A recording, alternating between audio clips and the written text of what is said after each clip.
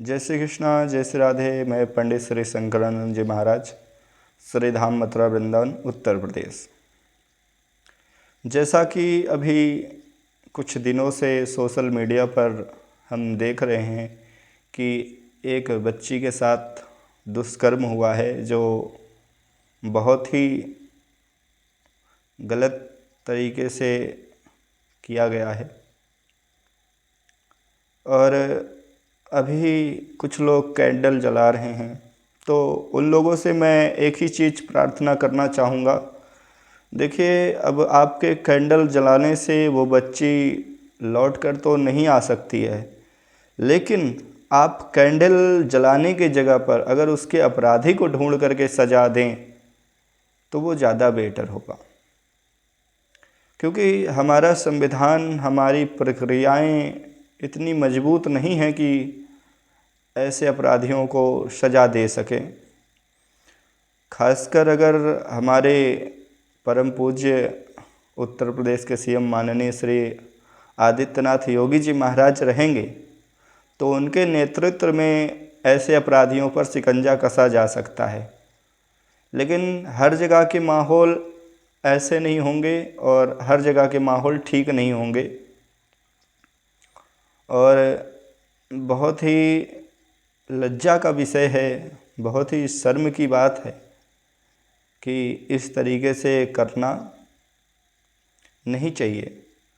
और आज हम आपको बताना चाहते हैं कि अभी एक दो दिन पहले कुछ लोगों ने भारत बंद की यात्रा निकाली थी, जिसमें हालांकि कई जगह प्रशासन ने अच्छा सबक सिखाया है। इसके लिए प्रशासन बहुत ही बधाई के पात्र है, लेकिन कई जगह पर थानों पे पथराव हुए हैं।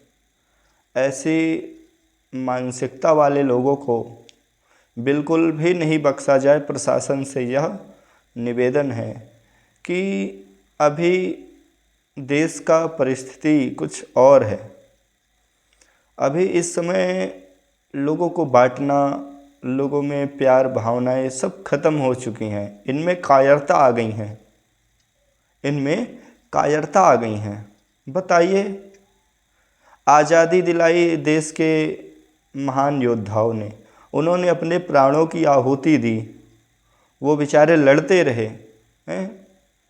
पता नहीं कितनी उन्होंने कष्ट झेला है, पता नहीं कितने अंग्रेज़ों से लड़े हैं। और ये निकले हैं भारत बंद यात्रा के लिए। क्यों भाई? भारत बंद यात्रा कैसे निकाल सकते हैं आप? क्योंकि ये आज़ाद भारत है, यहाँ पे कुछ भी करना संभव है। यहाँ पे कोई भी कुछ भी कर सकता है, मनमानी है सबकी। एक तो हमारा भारत सरकार का प्रशासन पता नहीं कैसा है कि निर्णय नहीं ले पाता है। बताइए, भारत के अंदर ही भारत बंद यात्रा की निकाली जा रही है, और देश पर हमारे जो वीर जवान खड़े हैं, जो हमारे सीमा पर खड़े जवान हैं, वो पागल हैं, वो मूर्ख हैं जो वहाँ पे खड़े हुए हैं। वो इसलिए खड़े हैं कि देश की रक्षा हो सके, इसलिए नहीं खड़े हैं कि वो जो है अंदर, वो बेचारे सीमा पे खड़े हैं और ये लोग आए हुए हैं बड़े देश क्रांति बन के, मैं भारत बंद यात्रा निकालूंगा। क्यों निकालोगे भारत बंद यात्रा? तुमने किया क्या है? कुछ नहीं किया है। हमेशा से फ्री के राशन पे बैठे हुए हो, उसके बाद भी। अरे भीमराव अंबेडकर जी ने संविधान लिखा था, उसमें भी कई सारे, अकेले नहीं लिखा था, उसमें भी काफ़ी सारे लोग थे, काफ़ी टीम लगी हुई थी, गठित की गई थी। इसका मतलब ये नहीं कि आप भारत बंद यात्रा निकालेंगे और जुलूस के दौरान पुलिस थानों पे पत्थरबाजी करेंगे। ये कौन सा विषय है? प्रशासन की भी आंखें खुलनी चाहिए। इस तरीके की गतिविधियां चल रही हैं लगातार, शोभा यात्राओं पे पत्थर मारना, हमारे देश की सीमा पे जो खड़े जवान हैं उनको भी टॉर्चर करना, ये कहाँ का विषय है भाई? ये तो धन्यवाद है प्रधानमंत्री नरेंद्र मोदी जी का, जो इन लोगों को सिखा औकात में लाकर खड़ा कर दिया है।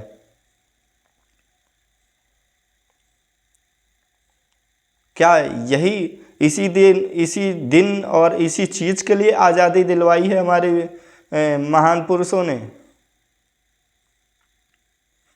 कहते हैं ना, किसी को अगर बिना परिश्रम के कोई पदवी या फल मिल जाए तो उसका व्यक्ति दुरुपयोग करता है।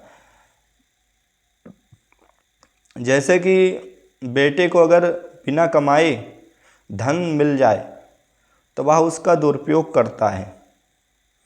बेटे को बिना कमाए अगर घर मिल जाए तो वह उसका दुरुपयोग करता है। ठीक इसी तरह इन लोगों को आज़ादी मिल गई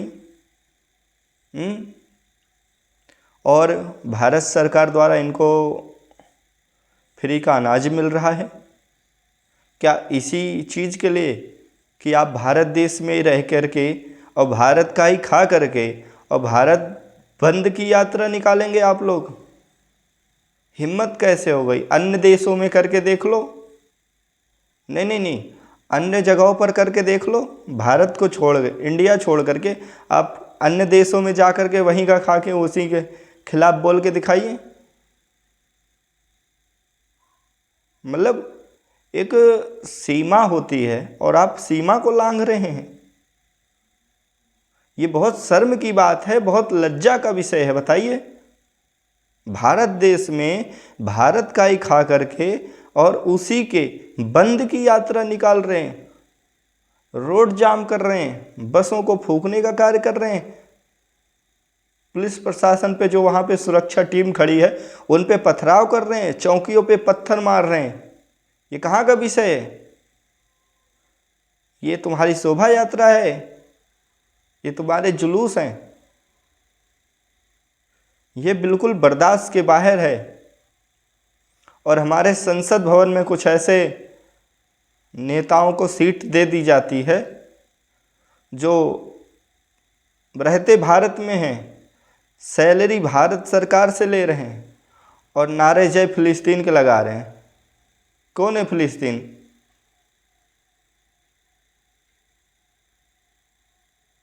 बहुत ही शर्म की बात है ये सब कि बताइए, जो देश का हो करके और देश का खा करके वो अपने देश का नहीं हो रहा है। अच्छा, फिलिस्तीन ने इन्हें दे क्या दिया है? रह भारत में रहे हैं, खा भारत में रहे हैं, उसके बाद भी जय फिलिस्तीन के नारे लग रहे हैं। बहुत ही सोचने विचारने की बात है। बस भारतीय संविधान में यही लिखा है कि एक गरीब के द्वारा अगर कोई छोटा सा भी गलत कदम उठाया जाता है, पुलिस उसे पकड़ लेती है, पुलिस सज़ा देती है। हालांकि पुलिस का अधिकार है करना, और कोई नेता कर लेता है तो उसके लिए कोई दिक्कत नहीं है। नहीं होना चाहिए। अभी कुछ दिन पहले हमारे दृश्य में एक वीडियो आया जिसमें एक मुस्लिम नेता हैं जो हमारे इंस्पेक्टर द्वारा, जो थाना इंचार्ज होते हैं, उन्होंने जब बताया कि आपका समय पूर्ण हो चुका है तो उनको कह रहे तुमको दौड़ाएंगे हम।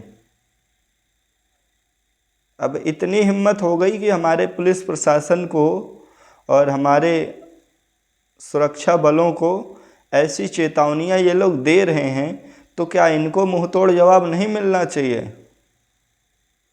देखिए, कोई भी हो, देश का सम्मान सभी को करना पड़ेगा और भारत माता की जय सभी को बोलना पड़ेगा। भारत में अगर रहना होगा तो वंदे मातरम कहना होगा। ये मत सोचिए कि तुम रह रहे हो यहाँ का, खा रहे हो यहाँ का और गुणगान करोगे बाहर का। अगर ज़्यादा इतना ही प्रिय है, अगर इतना ही तुम्हें पसंद है तो चले जाइए ना। अगर इतना ही आपको विदेश बगल वाले देशों से प्यार है तो आप वहीं चले जाइए, कोई ज़रूरत नहीं है आपको यहाँ बोझ बन के बैठे हुए। और ये सरकार को बहुत सोचना चाहिए, बहुत गंभीरता से, क्योंकि उनको जितना खतरा हमें, जितना हमारे भारत को खतरा बाहर के दुश्मनों से नहीं है ना, उतना हमारे देश के अंदर बैठे गद्दारों से है। और इन लोगों का इलाज होना चाहिए।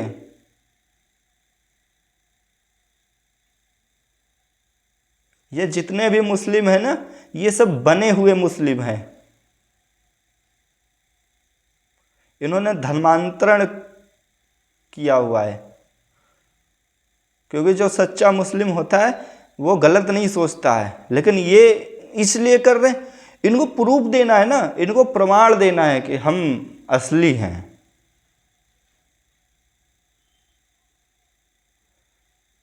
पता नहीं कैसी कैसी लोगों की मानसिकताएं होती जा रही हैं। बताओ, जिस देश में रह रहे हो न तुमने आज़ादी दिलाई, न 1 रुपए की मदद कर रहे हो, फ्री के राशन खा रहे हो, फिर भी देश बंद की यात्रा। अरे बड़े संविधान करते हो। भीमराव अंबेडकर जी ने संविधान को लिखा हुआ है, ये बात सभी मानते हैं, पर उसमें बहुत सारे लोग थे, बस इनको आगे किया गया है।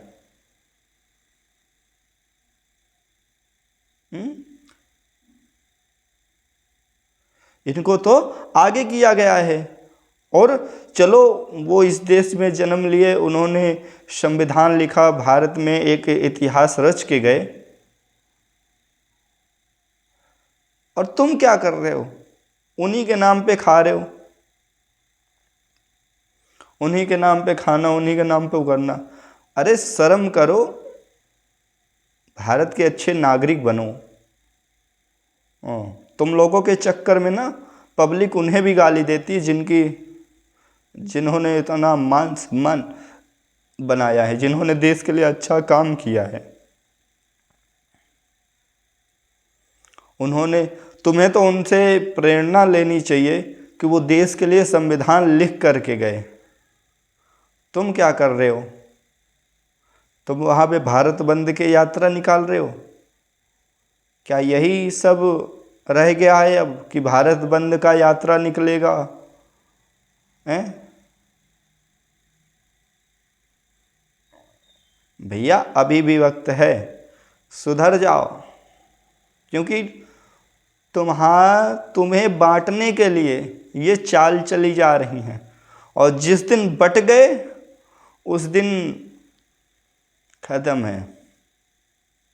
अच्छा, एक बात बताइए हमें, पहले, अभी कई लोग कहते हैं ना दलित हैं दलित हैं, पहले हरिजन, हरिजन, जो हरि के लोग हों,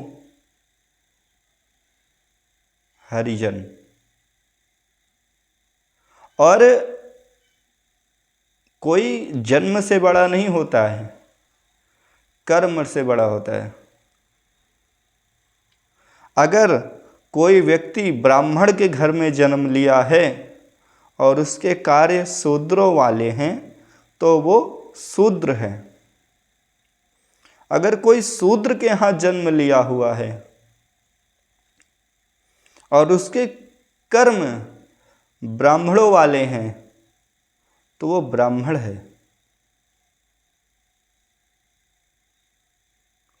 हालांकि 4 वर्ग बनाया गया है। ब्राह्मणों का कार्य है कि वो वैदिक पूजाएं करवाएंगे, और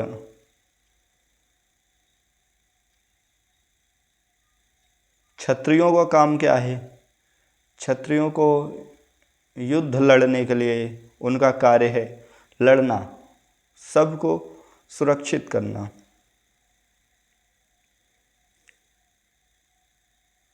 और वैश्यों का क्या काम है? धन से मजबूती करना। और जो सबसे नीचे आते हैं शूद्र, हालांकि कहने का शूद्र है, लेकिन जो चौथा वर्ग आता है वो सभी में, सभी को सपोर्ट के लिए होता है। खेती किसानी करना, हालांकि अपने अपने स्थान पे सभी के कार्य सही हैं, लेकिन अपने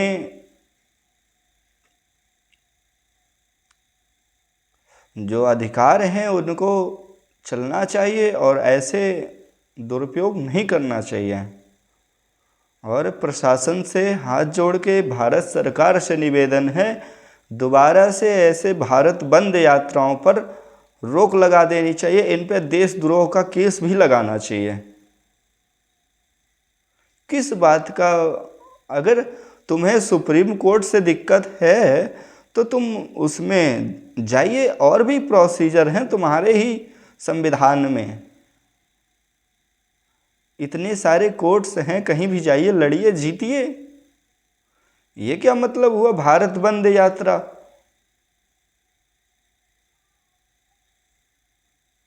तुम लोग गए वहां पे भारत बंद यात्रा के नाम पे, इधर तोड़े आए उधर तोड़े आए,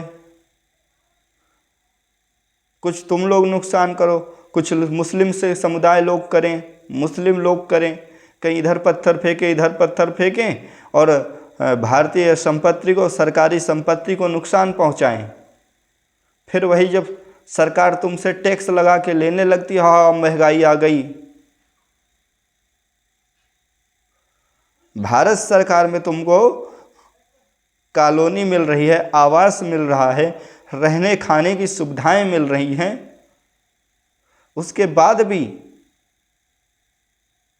तुमको महंगा लग रहा है। और कुछ हमारे मुस्लिम समुदाय के लोग हैं जिनको ढेर सारे बच्चे पैदा कर लेंगे, बच्चा पैदा करेंगे तो उनकी देन, अल्लाह की देन है, और खाने पीने के लिए भारत सरकार दे, मोदी की गलती है, योगी जी की गलती है।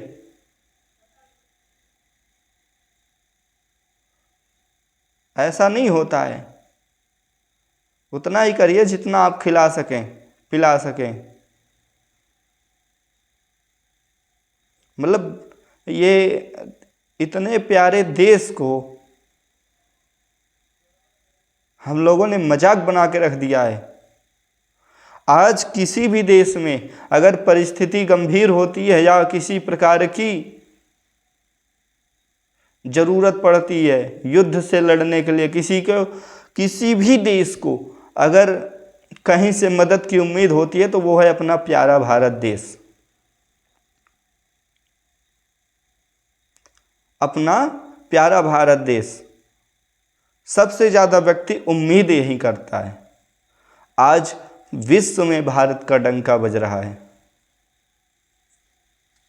तुम्हें यहाँ पे रहने को मिल रहा है, खाने को मिल रहा है, उसके बाद भी तुम लोग बाज नहीं आ रहे हो, ऐसी गतिविधियां दिखा रहे हो।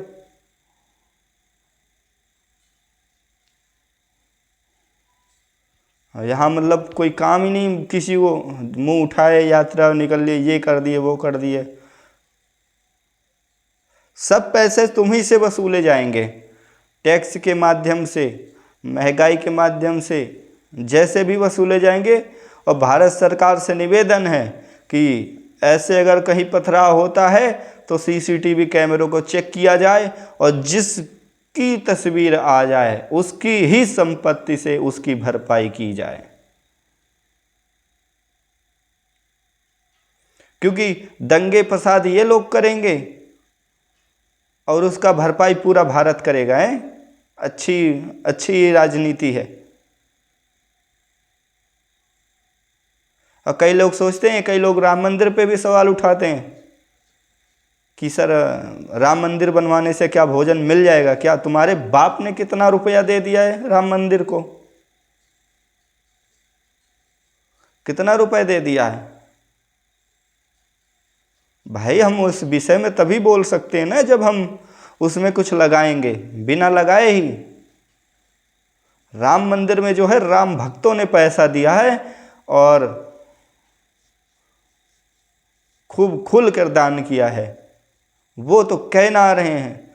और जिनको फ्री के राशन पे भोजन पेट भर रहा है, फ्री के राशनों पर, वो राम मंदिर को टारगेट कर रहे हैं। सरकार का एक भी पैसा नहीं लगा है राम मंदिर पे। अगर राम मंदिर में लगा भी है तो मंदिर उसका 10 गुना भारत सरकार को टैक्स दे रहा है। हमारे मंदिर पर टैक्स लगा हुआ है, प्रत्येक बड़े बड़े मंदिरों पर टैक्स लगा हुआ है। इनके किसी चर्च पे लगा हो, इनके किसी मस्जिद पे लगा हो, इनको हमारे यहाँ गुरुकुलों में जो गुरुजन होते हैं उनको कोई सैलरी नहीं, कोई फीस नहीं, और इनके मदरसों में फीस मिलती है, सैलरी मिलती है इन लोगों को। हमने देखा था कहीं हमारे प्रकाश में ऐसे आया था दृश्य में कि वहाँ पे एक एक मौलवी को 80-80, 60-60 हज़ार रुपये मिलते हैं। क्यों मिलते हैं भैया?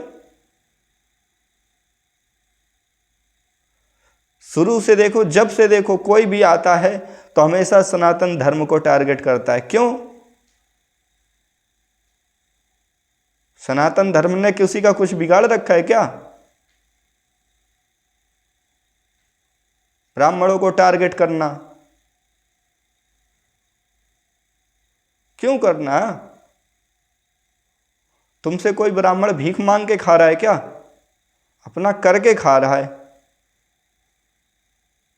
ये सब बहुत गलत बातें हैं, ये सब बहुत सोचने विचारने की बातें हैं।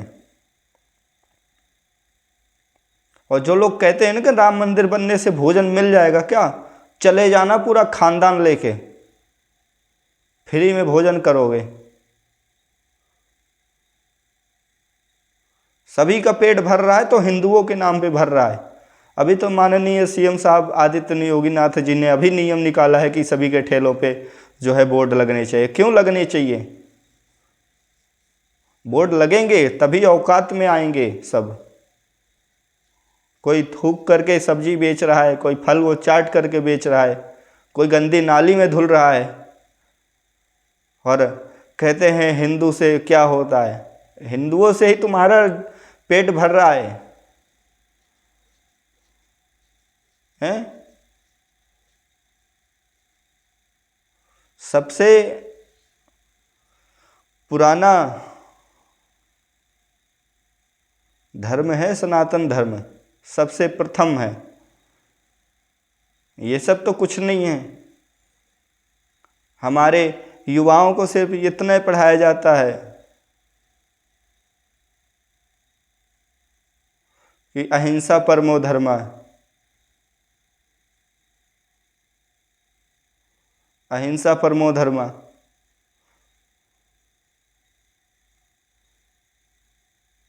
बस यही सब रह गया है। क्या जरूरत है? कुछ नहीं।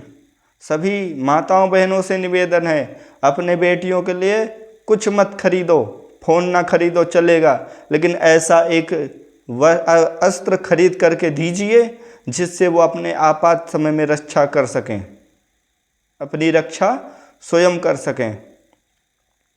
और एक बात बता दूं, अगर 100 हिंदू परिवार है, एक मुस्लिम परिवार है, तो मुस्लिम परिवार कुछ भी नहीं करेगा तो उसका पेट भर जाएगा, क्योंकि हिंदू इतनी मदद कर देता है। और अगर 100 मुस्लिम परिवार हैं, एक हिंदू है या 10 हिंदू घर का है, तो उनका रहना जीना मुश्किल हो रहा है। हमारे मंदिर सरकार को टैक्स दे रहे हैं और हम लोग पैसों को बेमतलब की यात्राओं में खर्चा कर रहे हैं। सब लोग अपने अपने घर में एक एक ऐसा यंत्र रखिए जिससे आने वाले समय में आप रक्षा कर सकें अपनी, क्योंकि इन लोगों का कोई भरोसा नहीं है, इनका कोई ईमान नहीं है। जो देश का खाएगा और देश के विरुद्ध चलेगा उसका कोई भरोसा मत कीजिए, कोई भाईचारा नहीं, खत्म। साला हम लोग भाईचारा निभा रहे हैं यहाँ पे, सभी हिंदुओं की तरफ से भाईचारा निभाया जाएगा, हैं? और ये बन जाएंगे भाई भाई, हिंदू बन गया चारा। इसी चीज के लिए है। नाम लिखा है जय मां वैष्णो देवी होटल, कैलाश ढाबा, जय मां दुर्गा ढाबा। नाम सनातन का।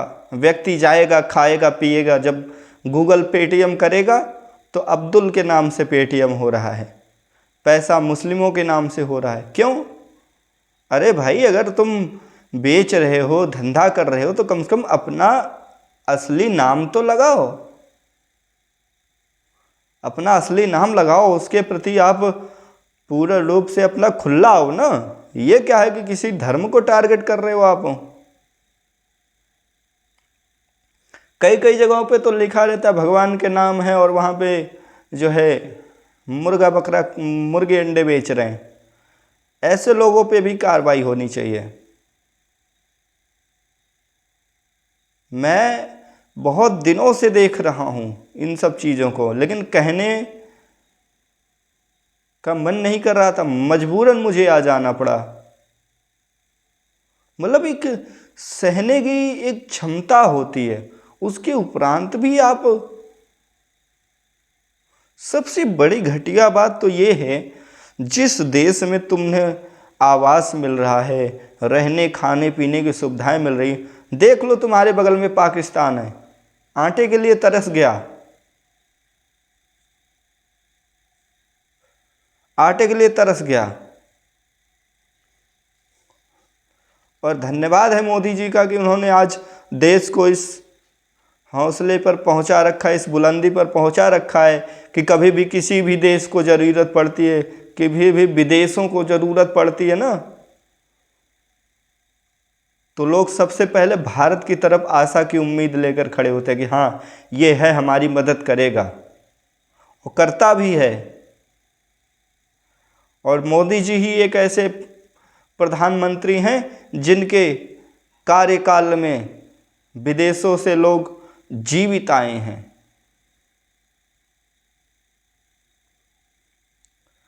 तालिबान से लोग बच करके आए, अभिनंदन को लाया गया।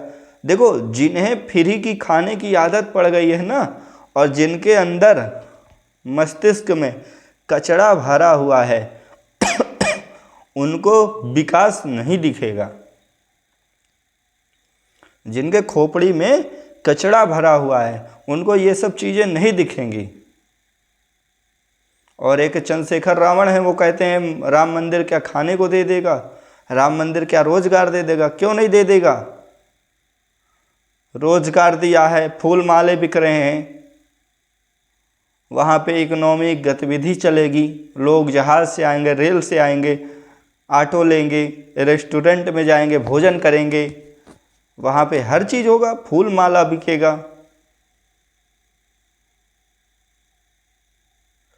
मंदिरों से ज़्यादा रोजगार कहीं नहीं देता। सबसे ज़्यादा, कुछ लोग कहते हैं कि मंदिर बनने से भिखारी पैदा होंगे। हाँ, ये जाते होंगे, कटोरा लेके मांगते होंगे। अरे भिखारी भी बैठता है ना तो 400-500 रुपये कमाई लेता है दिन का। सिर्फ वो नाम का भिखारी होता है, क्योंकि आपके जैसे, हमारे जैसे कई लोग आते रहते, देते रहते हैं। कोई चंदन लगा के कमा रहा है। एक मंदिर जितना रोजगार देता है उतना शायद ही कोई दे सकता है।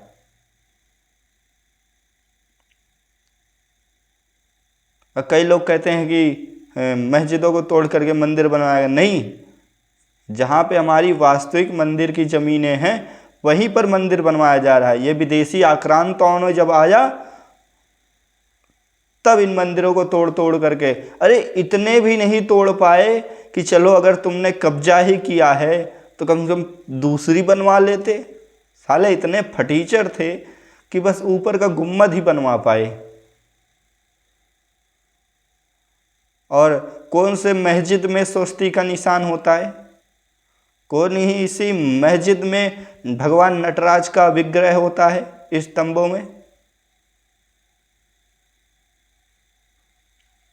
हमेशा से, सदियों से, जब भी देखो सनातन धर्म को टारगेट किया जा रहा है। कोई कुछ पूछने वाला नहीं, कोई कुछ बोलने वाला है। हिंदू तो सो रहा है, पता नहीं कौन सा दवाई खा के सोया हुआ है। एकता में बल होता है, एकता में ताकत होती है। जिन्हें सोना है वो अच्छे से ही सो जाओ, और जिन्हें जगना हो अपने धर्म के लिए जगो। और सभी लोग बंदूक के लिए एप्लीकेशन ज़रूर लगाएं। अगर उसमें बोला जाए कि आप किस लिए ले रहे हो, तो सीधा बोल दो बहन बेटियों की सुरक्षा के लिए ले रहे हैं। क्योंकि देखो, ऐसा तो कहना नहीं चाहिए, हमारा पुलिस प्रशासन बहुत अच्छा है, लेकिन क्या करें, कहीं ना कहीं इसकी भी मजबूरी बन जाती है। राजा का बेटा राजा बने, ऐसा कहीं नहीं लिखा है। और जो व्यक्ति शिक्षित हो जाएगा वो कभी ऐसे खराब मानसिकता नहीं रखेगा, वे हमेशा देश के विकास के लिए ही सोचेगा। चारों तरफ तमाशा बना करके रखा है। कोई मंदिर के प्रति बोल रहा है, कोई सनातन धर्म को बोल रहा है, खिलवाड़ है। अगर हम किसी को खिला नहीं सकते तो उसे मारने का अधिकार किसने दे दिया? अगर हम किसी के लिए कुछ कर नहीं सकते तो उसको हम भला बुरा कहने के लिए कौन होते हैं?